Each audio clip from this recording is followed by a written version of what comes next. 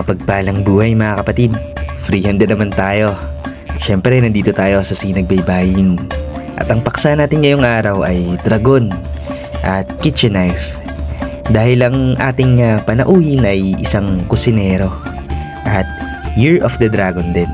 Kaya't dito ay nag-freehand ako ng disenyo na aangkop o sasagisag para sa kanya. Skin marker ang gamit ko dyan. Kaya talaga namang angkop na angkop yan sa balat.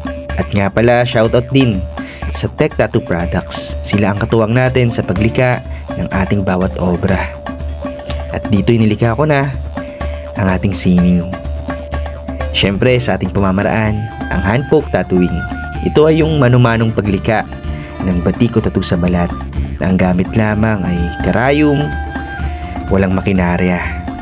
Purong manumano lamang. Libu-libong mga tuldok para mabuo itong disenyo natin kapatid. Nga pala, pangalawang batik o tattoo niya ito. Ako rin yung gumawa ng unang batik o tattoo niya. Pangalawang tattoo pa lamang pero malaking piyesa agad. At nang matapos ay ito na. Yung dragon ay isag-isag ng kanyang kapanganakan. Sakto din sa taon ngayon dahil Year of the Dragon ngayon. At yung kitchen knife ay para naman sa kanyang minamahal na propesyon na nag-umpisa pa way back 2008. At ito muli, ang dragon at ang talim.